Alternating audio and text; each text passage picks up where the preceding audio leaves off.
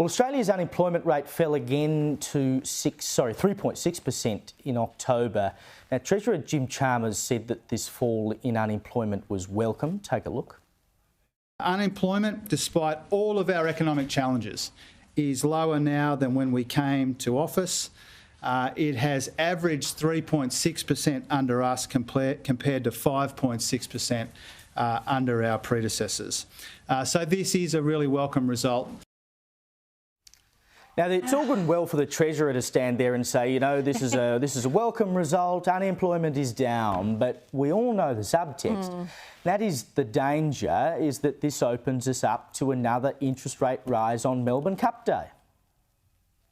Yeah, absolutely. And then potentially another one but just before Christmas in December as well, Caleb. So, yeah, I think it's all well and good. Look, the government at this point in time probably need all the good news that they can get.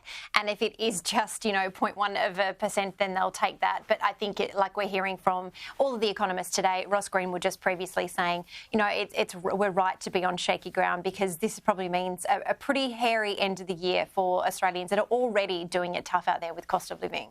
I'm just going to throw an idea out there. I reckon, given what a lot of economists have been saying, which is that, we'll have one or two interest rate rises before the end of the year, then we'll probably stagnate until at least mid next year, so perhaps 6-8 months of stable interest rates, and then they will start to come down. If the government's got some smarts, by that time they'll be able to call an election.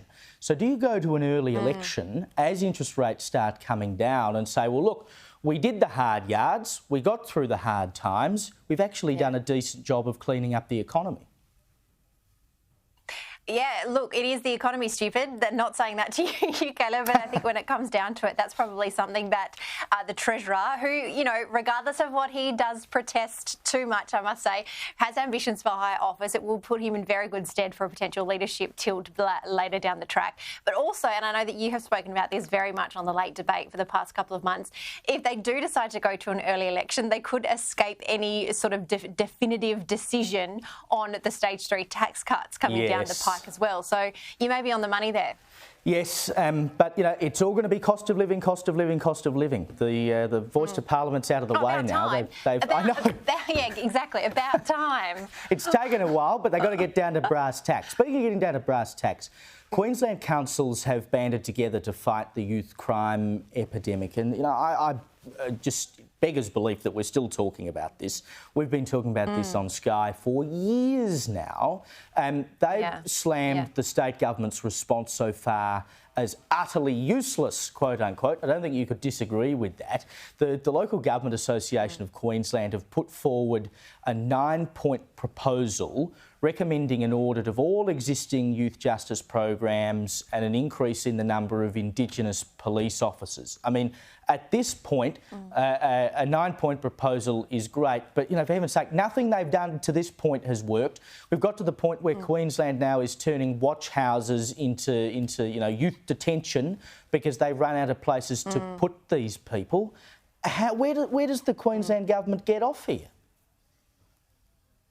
Hopefully out of government when they next go to a state election, because I think if the opposition, and David Christodoulou will be very good at running these type of lines, they've been focusing really hard on showing, what is happening at a grassroots level when it comes to youth crime all around Queensland. But at the end of the day, if your local government is having to combat things like youth crime, and that's what your rates are paying for, which is what your taxes should be paying for, then I think the people of Queensland are right to be asking questions of just what is the state government doing about this absolute epidemic.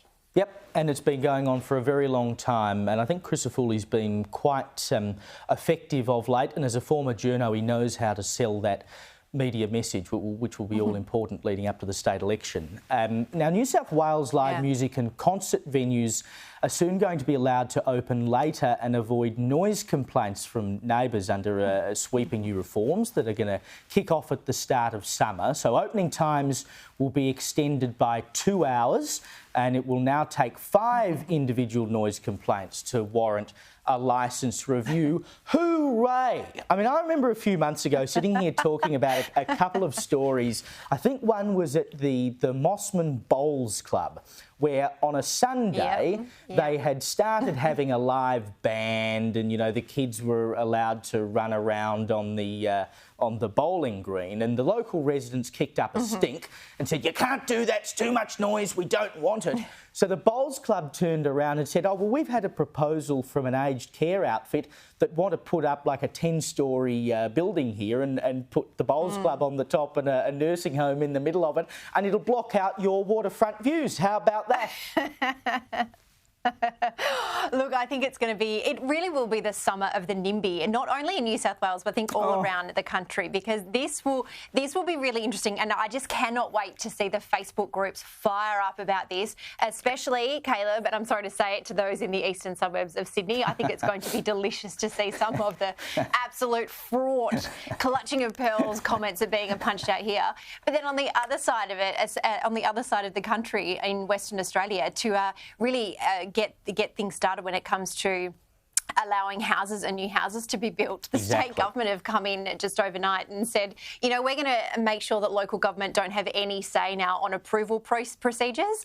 And you could, if you did hear that shrill at around 9:05 last night, that was definitely a whole pack of NIMBYs in the western suburbs of Perth just absolutely losing their minds. It is going to be an interesting time in the lead up to Christmas. It will indeed. I've got to say, though, I do have a small issue with the idea of councils being excluded entirely, because as much as I agree, we need more housing, the danger, I think, in allowing state governments or regulatory bodies set up by state governments to take total control of planning is that they don't look at character and they don't look at heritage. And so you lose the possibility of that happy medium. Like, councils go too far very often, and so do state governments. Yes. So how can we find that happy medium where you can keep the character and you can keep the heritage, but where it is right to do so, increase the density?